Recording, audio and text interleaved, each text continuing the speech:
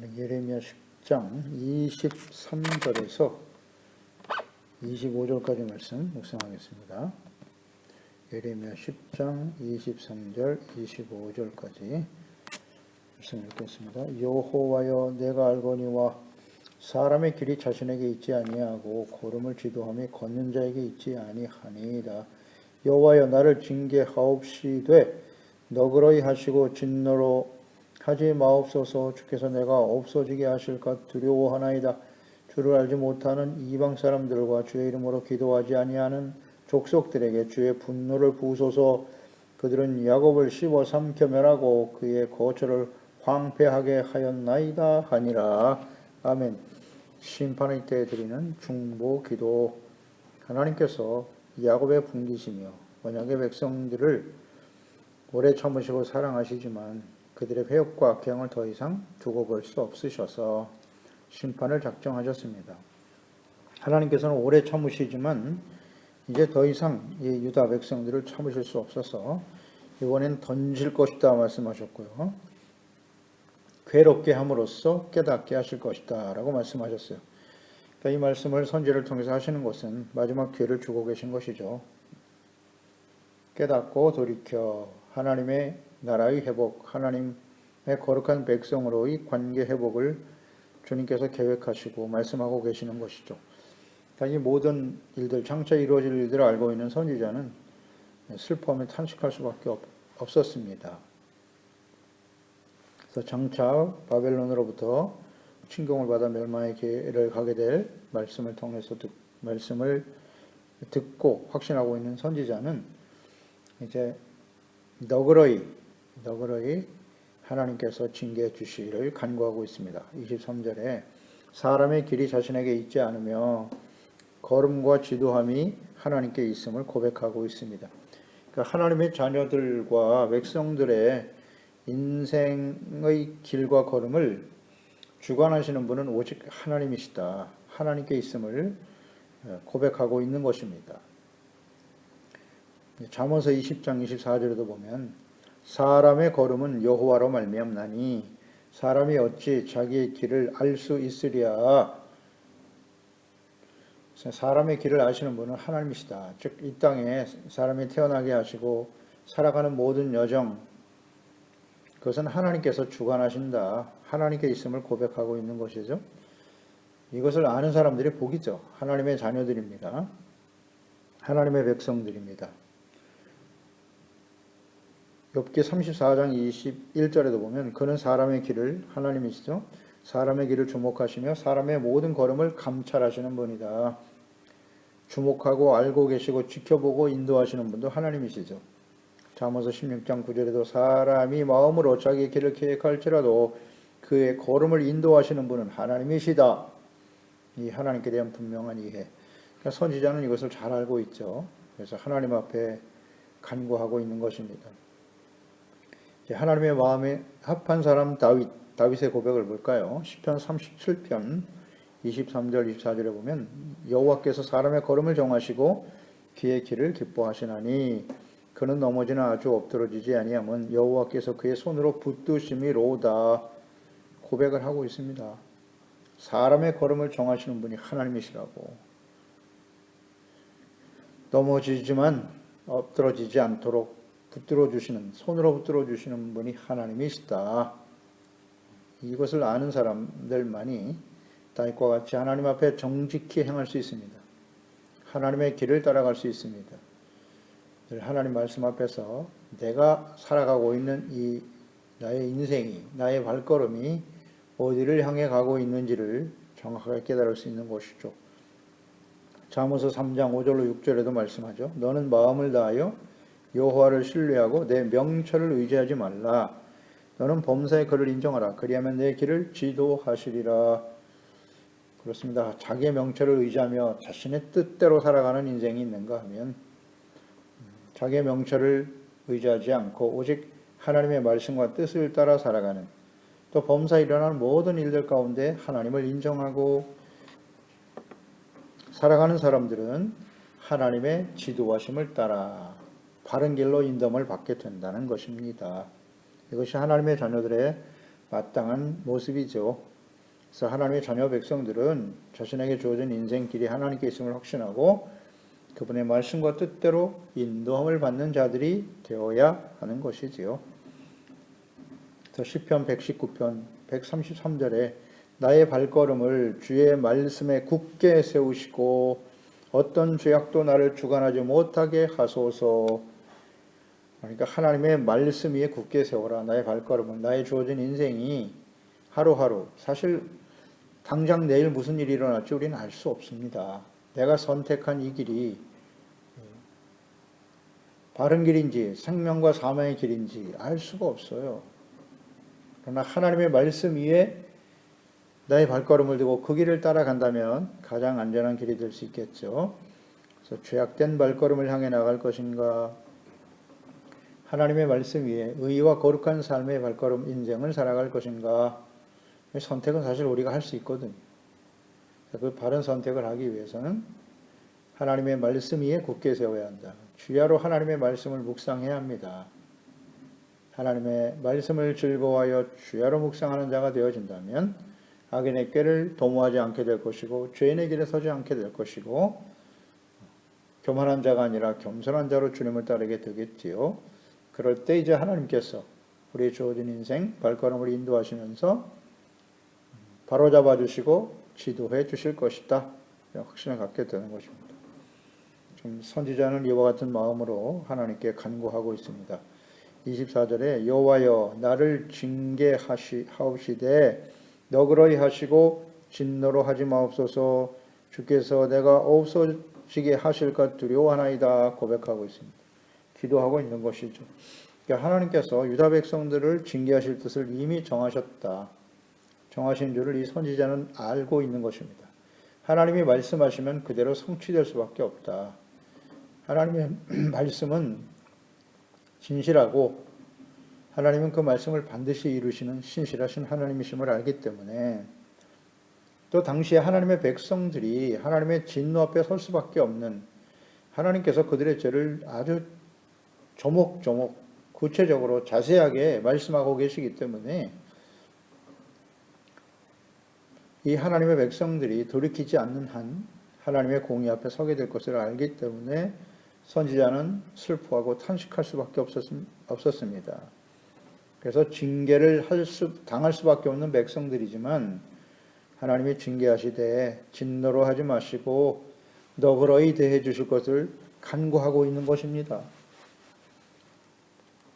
그러니까 하나님의 뜻과 마음을 알고 있는 선지자로서 패역한 하나님의 백성들을 대신하여 지금 중보하며 기도하고 있는 예레미야 선지자이죠. 그러니까 이 징계에 나타난 하나님의 뜻을 잘 알고 있는 선지자, 괴롭게 하여 깨닫게 하시며 회복을 원하시는 하나님을 잘 알고 있는 선지자이기 때문에 징계를 하시되 자비와 긍휼로 대해 주실 것을 간구하고 있는 것이죠. 이처럼 하나님의 속성과 뜻을 잘 아는 사람만이 올바른 중보 기도를 드릴 수가 있습니다. 이 선지자의 사명은 하나님의 말씀과 뜻을 전달하는 것뿐만 아니라 그 백성들을 위해서 중보하며 기도하는 것입니다. 하나님의 자비와 긍휼이 임하실 수 있도록 이 백성들이 진실로 깨닫고 회개하여 하나님께 돌아올 수 있도록 기도할 수밖에 없지 않겠습니까? 오늘 이 선지자 예레미야처럼 말입니다. 하나님의 말씀을 선포하고 그 말씀이 성취될 것을 알기 때문에 어찌 기도하지 않을 수가 있겠습니까? 그 심판, 징계의 대상이 다름 아닌 하나님의 자녀와 백성들입니다. 자신들의 가족들이고 친족이고 형제와 이웃들이잖아요. 이 나라 백성들인 하나님의 백성들인데 그를 위해서 어찌 기도하지 아니할 수 있겠습니까? 간절한 마음으로 기도하게 되는 것이죠. 그래서 우리는 이 말씀을 묵상하면서 모든 시대에 적용되는 하나님의 백성들의 그 죄악된 패역하고 완고한 특성을 우리는 묵상하게 되는데요. 마지막 심판을 향해 달려가는 하나님의 백성들의 모습, 모든 시대에 그대로 적용이 되었고요. 이제 마지막 심판을 앞두고 있는 이 시대를 살아가는 저희들이 아니겠습니까? 이스라엘 하나님의 언약의 백성들 여전히 예수님을 인정하지 않지요. 완악합니다. 이방인 중에 구원받은 그리스도인들도 역시 마찬가지예요. 저희들도 마찬가지입니다. 마지막 때를 향해 달려갈수록 사람들은 더욱더 교만해지고 완고해질 것이다. 우상을 향해 달려가는 거죠. 하나님을 버리고 말씀을 버리고 그 결과가 어떻게 될 것인가를 우리는 잘 아는 사람들 아니겠습니까? 요한계시록. 우리는 어떻게 해야 할까요? 이 말씀을 진짜 믿는가 우리가? 이 하나님을 잘 알고 있는가요? 그냥 무작정 하나님의 자비와 긍휼을 베풀어 달라고 그렇게 기도하는 게 아니라 오늘 여기 선지자 알잖아요. 징계를 당할 수밖에 없는데요. 하나님이여 너그러이 대하여 주옵소서. 회개하고 돌이키면 용서해 주신 하나님이시기 때문에 주여 오늘날 이 시대를 살아가는 하나님의 자녀 백성들 죄악된 길에서 벗어나 하나님께로 돌아와 하나님의 말씀을 따르는 의에 거룩한 하나님의 자녀 백성들로 회복되게 하여 주소서. 기도하지 아니할 수가 없는 것입니다. 이 하나님의 뜻을 잘 알고 있는 예레미야 선지자 이미 이사야 48장 8절로 11절에 말씀하셨어요. 내가 과연 듣지도 못하였고 알지도 못하였으며 내 귀가 옛적부터 열리지 못하였나니 이는 내가 정령 배신하여 모태로부터 내가 배역한 자로 불릴 줄을 내가 알았음이라. 내 이름을 위하여 내가 노하기를 더디할 것이며 내 영광을 위하여 내가 참고 너를 멸절하지 아니하리라. 보라 내가 너를 연단하였으나 은처럼 하지 아니하고 너를 고난의 불에서 택하였노라. 나는 너를 위하여 나를 위하여 이룰 것이라. 어찌 내 이름을 욕되게 하리요 내 영광을 다른 자에게 주지 아니하리라. 이 하나님의 뜻을 이사야 선지자를 통해서 주신 이 하나님의 뜻을 잘 알고 있습니다. 이스라엘 백성들은 배신하여 모태에서부터 배역한 자라 그 속성을 잘 알고 있었고 하지만 주님의 이름을 위해서 노하기를 더디할 것이다 라고 말씀하셨잖아요. 나의 영광을 위해서 내가 참고 너를 멸절하지 않을 것이다. 연단할 것이라고 하셨죠. 연단, 고난의 풀무불에서 연단하여 택하였다라는 말씀도 하셨고요. 그러니까 이 하나님의 이름의 영광을 위해서라도 주여 이 백성들을 너그러이 대해 주시옵소서라고 간구할 수 있었던 것이죠. 하나님을 알고 백성들의 배역함도 알고 하나님께서 이런 징계와 환난을 통해서 이루시고자 하는 하나님의 목적과 뜻을 잘 알고 있기 때문에 하나님 앞에 올바른 기도와 간구를 드릴 수 있게 되는 것이죠. 이어서 25절에 보면 주를 알지 못하는 이방 사람들과 주의 이름으로 기도하지 아니하는 족속들에게 주의 분노를 부으소서. 그들은 야곱을 씹어 삼켜하고 그의 거처를 황폐하게 하였나이다 하니라. 선지자는 장차 하나님의 백성인 유다 또 하나님의 도성인 예루살렘을 침탈하게 될 하나님의 심판의 도구인 바벨론, 그 바벨론은 이방 나라입니다. 하나님이 없는 이방인들이고 그들은 주의 이름으로 기도하지 않는 족속들입니다. 그들에게도 주님의 분노를 부어주실 것을 간구하고 있습니다. 그러니까 하나님의 언약의 백성인 야곱, 이스라엘을 씹어삼켜 거처를 황폐하게 만들어버린 바벨론, 장차 되어질 일을 선지자는 확신하고 있었기 때문에 그들도 하나님께서 반드시 주의 분노로 부어주소서라고 기도하고 있습니다. 이 예레미야 선지자의 기도는 하나님의 공의에 호소하고 있는 것입니다. 안타깝기도 하죠. 어떻게 이방 나라에서 하나님을 알지도 못하는 이방인들이, 우상을 섬기는 자들이 하나님의 거룩한 도성, 하나님의 성소가 있는 도성을 이렇게 짓밟고 황폐하게 할 수 있겠느냐는 거죠. 하나님의 언약의 백성들을 짓밟은 그들의 악행에 대해서도 하나님이 반드시 공의로 심판하여 주실 것을 간구하고 있는 것입니다. 그러면 선지자는 왜 이런 기도를 드릴 수밖에 없었는가요? 이런 의미가 있을 겁니다. 이 바벨론에 대한 하나님의 심판에 대해서도 간구하는 이유는, 바벨론에 의해서 하나님의 백성들이 멸망을 당하게 되면 그 당시에 모든 주변 나라 사람들이 생각하기를 바벨론이 하나님의 백성, 언약의 백성인 이스라엘보다 공의로운 자들인가? 공의로운 자들로 인정하게 될 수도 있다는 거예요. 그 이후의 모든 세대도 마찬가지죠. 하나님의 백성보다 바벨론이 더 공의로운가? 의롭기 때문에 멸망을 당하지 않았을까? 혹은 그들이 섬기는 우상이 하나님보다 더 강하다고 생각하는 일이 발생하여 하나님의 이름과 영광이 욕될 수 있음을 알기 때문에 그들의 불의함에 대해서도 심판하실 것을 간구하고 있는 것입니다. 그렇습니다. 이스라엘 백성, 유다 백성들이 멸망한 이유는 하나님을 버리고 우상을 선택했기 때문입니다.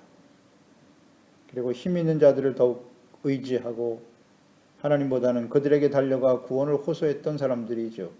그들이 얼마나 어리석고 잘못된 선택이었는가를 깨닫게 하시기 위해서 하나님이 없는 이방인 바벨론을 세워 하나님이 심판하신 것입니다.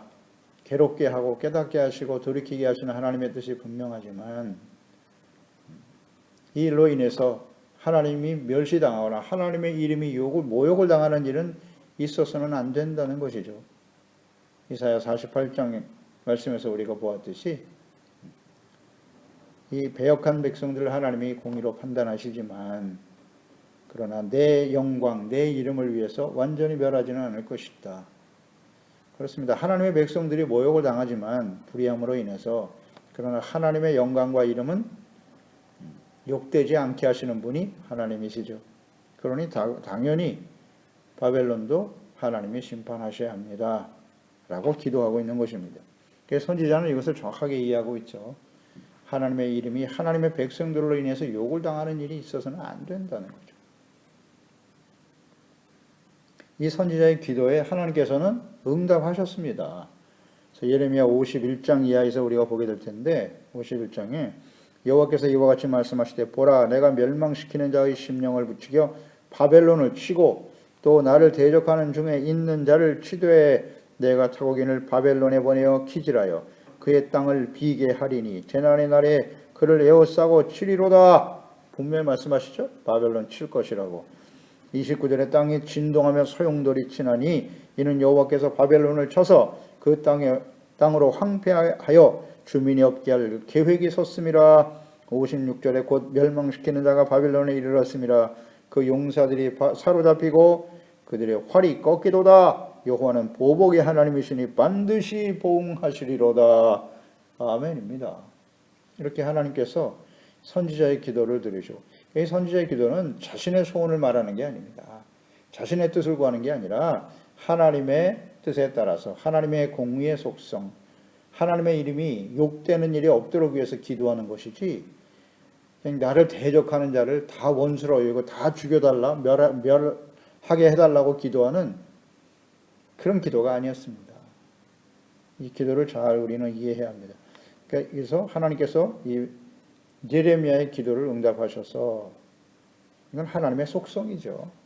하나님의 뜻대로 응답하시는 것이지 나의 소원과 나의 뜻대로 응답하시는 분은 아니시죠. 그래서 우리의 기도는 자신의 뜻과 생각, 소원 이것을 강구한다고 해서 이루어지는 것은 아니에요. 언제나 기도의 응답은 하나님의 말씀으로 이루어지게 되는 것입니다. 하나님의 뜻대로 이루어진다는 사실을 우리는 명심해야 합니다. 따라서 우리가 지금 기도하고 간구하는 것이 하나님의 말씀과 뜻에 맞는지를 항상 말씀을 묵상하면서 점검해야 합니다. 나의 욕망을 위한 기도인가? 나의 감정에 치우쳐서 드리는 기도는 아닌가? 그런 기도는 하나님 앞에 응답될 수 없어요. 절대로. 아무리 금식을 하고 말이죠. 밤을 새워가면서 새벽을 깨우며 부르짖어도 하나님의 뜻에 맞지 않은 기도는 응답될 수 없다. 없다입니다. 오늘 이 선지자 예레미야의 기도가 이스라엘을 멸망시킨 나라에 대해서 그들은 원수고 대적이니까 무조건 멸하여 주시옵소서. 그게 아닙니다. 하나님의 공의에 근거하여 기도하고 있는 것이고 하나님께서는 그대로 행하셔서 바벨론을 멸망의 길로 인도하실 것이다 라고 말씀하셨고요. 이 말씀하신 대로 바벨론은 느부갓네살에 이어서 두 번째 왕이 된 벨사살 왕 때에 멸망을 당합니다. 말씀대로 이루어졌어요. 3대를 내려가지 못합니다. 다니엘서 5장 2절에 잘 나와 있죠. 벨사살이 술을 마실 때 명하여 그의 부친 느부갓네살이 예루살렘 성전에서 탈취하여 온 금은 그릇을 가져오라고 명하였으니 이는 왕과 귀족과 왕후들과 후궁들이 다 그것으로 마시려 함이었더라. 하나님의 성소에서 느부갓네살이 취해온 성전 기구를 가지고 술을 마시고 있다. 그때 사람의 손가락들이 나타나서 왕궁 촛대 맞은편 석회벽에 글자를 쓰는데 왕이 그 글자 쓰는 손가락을 본지라 이에 왕이 즐기던 얼굴빛이 변하고 그 생각이 번멸하여 넓적다리마디가 녹는 듯하고 그의 무릎이 서로 부딪힌지라 벌벌 떨었죠. 손이 나타나서 벽에 글씨를 쓰니까. 이 기록된 글자 아무도 해석을 못해. 그때 다니엘을 초청하게 되지요. 불러서 해석을 요구합니다. 기록된 25절에 기록된 글자는 이것이니 곧 메네 메네 데겔 우바르시니라. 그 글을 해석하건대 메네는 하나님이 이미 왕의 나라의 시대를 세워서 그것을 끝나게 하셨다며 데겔은 왕을 저울에 달아보니 부족함이 보였다 하며 너의 시대가 끝났다는 것입니다. 하나님이 분명히 보여주셨어요. 회개하고 돌이킬 기회를 주었으나 역시 느부갓네살은 교만하죠. 악을 행하면서 돌이킬 줄 모르죠. 그러니까 그들의 불의에 대해서 악에 대해서 하나님이 심판하신다. 5장 30절 31절에 보면 그날 밤에 갈대아 왕 벨사살이 죽임을 당하였고 메대 사람 다리오가 나라를 얻었는데 그때 다리오는 60세였더라. 느부갓네살이 메대에 의해서 멸망을 당하고 말아요. 3대를 내려가지 못하죠. 그러니까 하나님이 하신 말씀, 선지자의 기도, 또 하나님이 그 기도에 어떻게 응답하셨는가, 그 말씀대로 이루어졌다는 거죠. 그래서 하나님께서 패역한 하나님의 자녀 백성들을 심판하시지만 공의의 하나님이시기 때문에 바벨론과 같이 하나님을 경외하지 않는 나라와 사람들, 하나님의 자녀 백성들을 대적하고 공격하는 자들을 결코 인정하지 않으시면서 공의로 심판하시고 보복하신다고 말씀하고 있습니다. 그러니까 군사력이나 정치, 경제적인 힘으로 상대를 제압하는 것이 공의가 아니에요. 우리가 힘을 키워서 우리를 대적하는 자를 다 물리치고 군사적, 정치, 경제적으로 대적하여 승리하는 것이 공의입니까? 반드시 하나님의 공의의 심판을 받게 된다는 사실을 믿어야지요. 그래서 우리가 하나님 앞에 바른가? 우리가 하나님은 공의신이기 때문에 하나님의 백성들이라고 할지라도 그들이 간구하고 기도한다 할지라도 그들이 죄악된 길에 서 있다면 하나님의 공의는 동일하게 작동될 수밖에 없어요. 그리고 오히려 하나님이 없는 그들을 사용하셔서 범죄하는 하나님의 백성들을 심판하실 수밖에 없는 것이 하나님의 공의입니다. 따라서 군사적인 힘으로 상대를 제압하는 것, 그래야만 우리가 공의가 실현되는 것이라고 생각하지 말고 그런 기도는 하나님께 맞지 않아요. 우리 하나님의 자녀와 백성들이 먼저 죄악된 길에서 벗어나 저희들을 불쌍히 여기시고 우리에게 주어진 정체성과 사명에 충실하지 못하고 세속적인 문화에 빠져서 우상숭배에 빠져 살아가고 있는 하나님의 자녀들이 먼저 회개하고 돌이켜야죠. 돌이키고 하나님 앞에 자비와 긍휼을 구하는 이 선지자 예레미야와 같은 중보의 기도를 드려야 되지 않겠습니까? 슬퍼하고 탄식하고 그러면 하나님의 공의가 반드시 작동된다. 죄에 대한 하나님의 심판이 공의입니다. 세속적인 힘으로 승리하는 것이 공의가 아니라 이거 잘 이해할 줄 알아야 됩니다.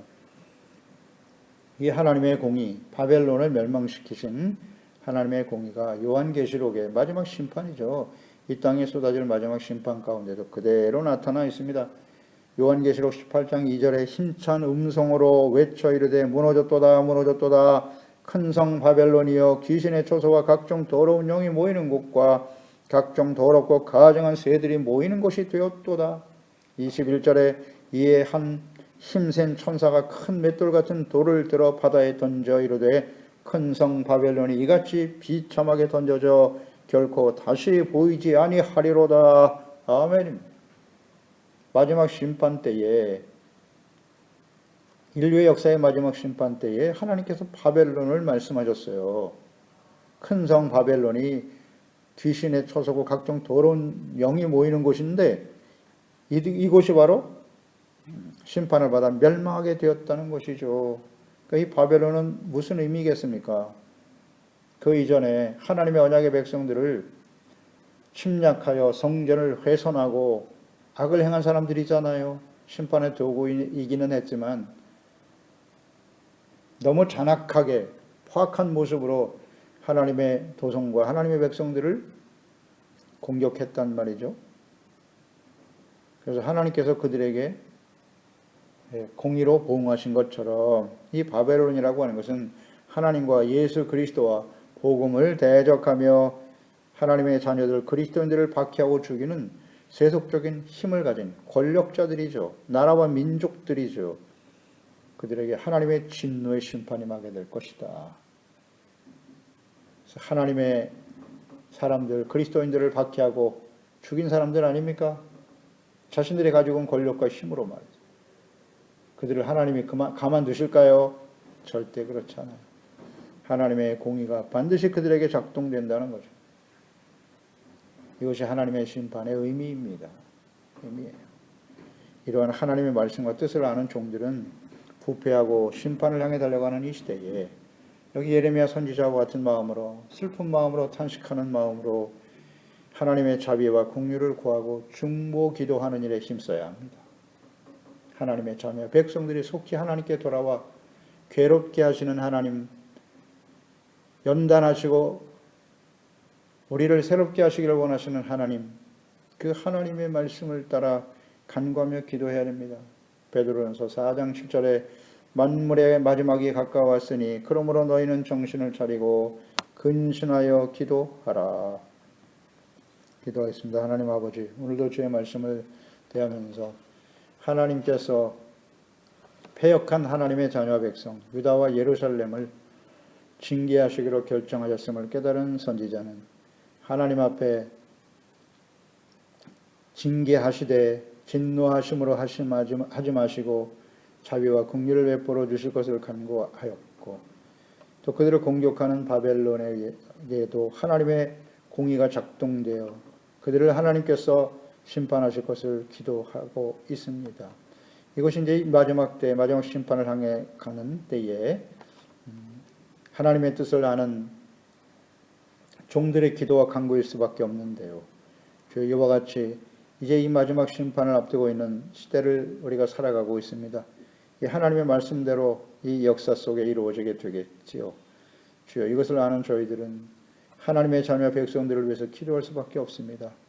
예수 안에서 구원받은 저희들이 죄악된 길에서 떠나게 하시고 악하고 패역한 또 교만하고 목이 곧은 백성들 아니겠습니까? 무지와 완악함에서 벗어나 온유하고 겸손한 마음, 애통하는 마음, 의에 줄이고 목마른 자로 복 있는 사람들로 변화되게 하여 주소서. 항상 하나님의 말씀을 듣고 복종하며 두렵고 떨림으로 구원을 이루어가며 이 시대를 향해서 하나님 앞에 간절히 기도할 수밖에 없습니다. 주여, 우리 교회의 소중한 지체들, 가족들, 우리 자녀들만큼이라도 이 시대를 분별할 수 있는 지혜를 얻게 하시고 겸손히 하나님께 돌아와 주야로 하나님의 말씀에 귀를 기울이고 깨닫고 순종할 수 있도록 주의 성령님께서 감동하시고 역사하여 주시고 우리 소중한 지체와 가정들을 통해서 우리 교회를 통해서 우리와 함께하는 이웃들이 이 하나님의 진정한 뜻을 깨닫고 겸손한 마음으로 예수 그리스도 안에서 죄사함 받고 구원받는 역사가 일어날 수 있도록 저희들을 사용하시고 인도해 주옵소서. 예수님의 이름으로 기도드리옵나이다. 아멘.